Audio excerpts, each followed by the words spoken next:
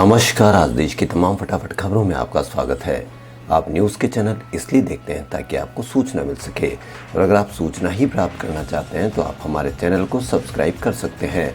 लेकिन यदि आपको ऐसे चैनल देखने हैं जिसमें सिर्फ किसी का अपमान होता हो या आपके मन को भटकाने का काम होता हो, और हाँ, जैसे पेट्रोल के दामों से किसी भी मीडिया चैनल पर इस पर बहस नहीं होती, क्योंकि उनको इस पर महंगा पेट्रोल लेने पर कोई दिक्कत नहीं है। लेकिन यदि आपको भी महंगा पेट्रोल लेने पर कोई दिक्कत नहीं है तो आप उनकी लड़ाई झगड़े की बहस अवश्य देखें। लेकिन अगर आपको यदि लगता है कि पेट्रोल महंगे दामों पर बिक रहा है और इसकी कोई सुनवाई भी नहीं हो रही है और आपके पैसों पर बोझ बढ़ रहा है, तो आप वो चैनल देखना स्टार्ट करें जिस पर इन पर बात हो, आपकी महंगाई पर बात हो, आपके बच्चों की बेरोजगारी पर बात हो। यदि आप ऐसे चैनल देखने की ओर रुखसर होंगे या रुखसत होंगे या उन पर जाएंगे तो हर मीडिया चैनल को इन पर बहस करना आवश्यक हो जाएगा, वरना वो ऐसे फालतू की बातों पर बहस करते हुए दिखेंगे जिससे आपको, आपके बच्चों को और देश को कोई फ़ायदा नहीं होने वाला है। तो इसलिए उन्हीं चैनलों को देखें जिन पर न्यूज़ हो, आपके फ़ायदे की बात हो या देश के आगे बढ़ने की बात हो। तो बढ़ते हैं खबरों की ओर। केंद्रीय मंत्रिपरिषद की बैठक में पेट्रोल डीजल की बढ़ती कीमतों पर पेट्रोलियम मंत्रालय की तरफ से इसके पीछे के कारणों की जानकारी दी गई है। पेट्रोलियम मंत्री हरदीप सिंह पुरी ने मंत्रिपरिषद की बैठक में अपने मंत्रालय की ओर से एक प्रेजेंटेशन दिया। इसमें पेट्रोल, डीजल और एलपीजी की कीमतों के बढ़ने का कारण विस्तार से बताया गया है। मंत्रालय की ओर से प्रेजेंटेशन में केंद्र और राज्यों के बीच राजस्व के बंटवारे के बारे में जानकारी दी गई है। वहीं बैठक में स्वास्थ्य मंत्रालय और संसदीय कार्य मंत्रालय की ओर से भी प्रेजेंटेशन दिया गया है। स्वास्थ्य मंत्रालय के प्रेजेंटेशन में कोविड के हालात, दवा और टीकाकरण अभियान की जानकारी दी गई है।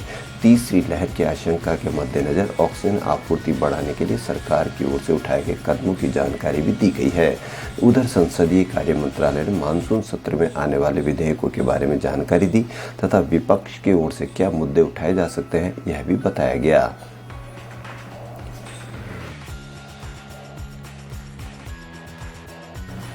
चुनावी रणनीतिकार प्रशांत किशोर ने 2024 के लोकसभा चुनाव को ध्यान में रखते हुए मंगलवार को कांग्रेस अध्यक्ष सोनिया गांधी, राहुल गांधी और प्रियंका गांधी वाड्रा के साथ मुलाकात की थी, जिसके बाद से अटकलें लगाई जाने लगी कि किशोर कांग्रेस में शामिल हो सकते हैं। एनसीपी प्रमुख शरद पवार ने आज बुधवार को कुछ पत्रकारों से ऑफ कैमरा बात की। उन्होंने बताया कि किशोर उनसे 2 बार मिले हैं और उनके बीच उनकी कंपनी को लेकर बातचीत हुई। शरद पवार ने कहा कि प्रशांत किशोर मुझे 2 बार मिले, जो भी बात हुई उनकी कंपनी को लेकर हुई। 2024 के चुनाव के नेतृत्व को लेकर या राष्ट्रपति चुनाव को लेकर कोई बातचीत नहीं हुई। प्रशांत किशोर ने मुझे बताया कि अब उन्होंने चुनावी रणनीति बनाने का व्यवसाय छोड़ दिया है। भारत में पहली बार हींग की खेती शुरू हुई है।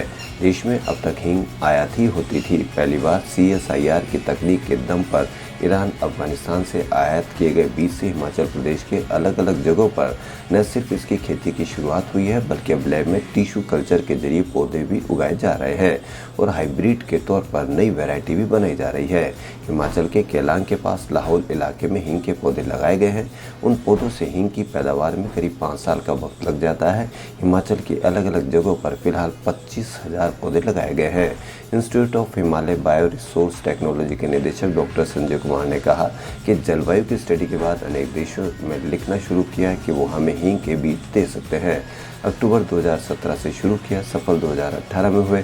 ईरान से बीज को लाने में इस पूरी प्रक्रिया में ICR एक संस्थान है, national bureau of plant genetics ने बड़ी मदद की। परमिट देने में हमारे 11 वैज्ञानिक इस वक्त हींग के विभिन्न पहलुओं की शोध में लगे हुए हैं।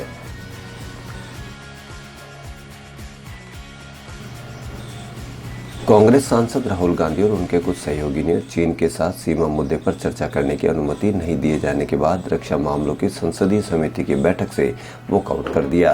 सूत्रों ने जानकारी दी है। सूत्रों ने बताया कि बैठक बुधवार को दोपहर बाद 3 बजे निर्धारित की गई थी।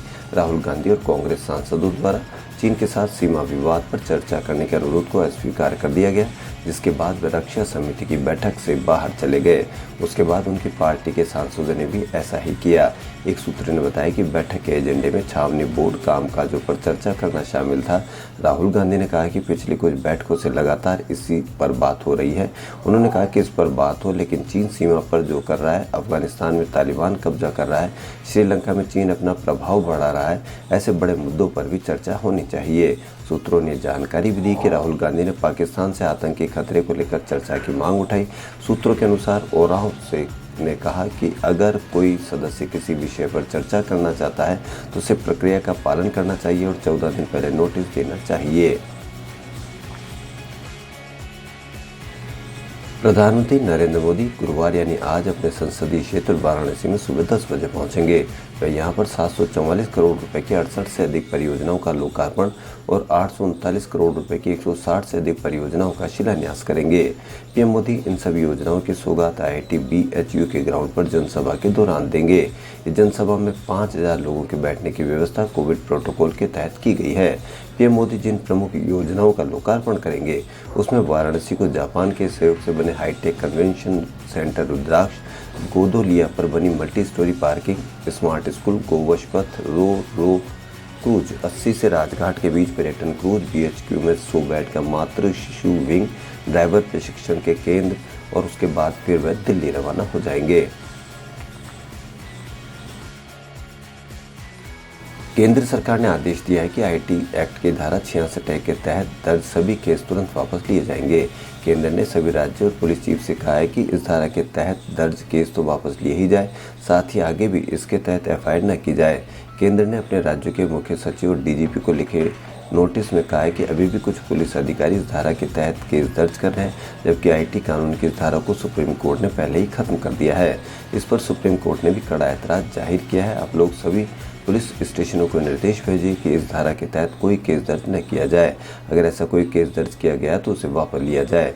NGO people union for civil liberties ने सुप्रीम कोर्ट में कहा था कि आपने 2015 में IT एक्ट की जिस धारा 66A को खत्म कर दिया था उसके तहत 7 साल में 1000 से ज़्यादा केस दर्ज किए गए हैं। PUCL से मिली जानकारी के बाद जस्टिस और नरीमन, जस्टिस KM जोसेफ और जस्टिस BR गवई के बेंच ने कहा था कि हैरानी वाली बात है, हम नोटिस जारी करेंगे, गजब है, जो भी चल रहा है वो भयानक है। खेल मंत्रालय ने टोक्यो ओलंपिक में भारतीय एथलीटों का उत्साह बढ़ाने के लिए चीयर फॉर इंडिया सॉन्ग बुधवार को रिलीज किया। खेल मंत्री अनुराग ठाकुर ने इसकी आधिकारिक लॉन्चिंग की। इस गाने को ग्रैमी अवार्ड विजेता संगीतकार AR रहमान ने कंपोज किया है। युवा सिंगर अनन्या बिरला ने गाने को अपनी आवाज़ दी है। खेल मंत्रालय ने देशवासियों से अपील की है कि वे ओलंपिक के दौरान भारतीय खिलाड़ियों की हौसला अफजाई करे। इस गाने का official title cheer for India Hindustani way रखा गया है।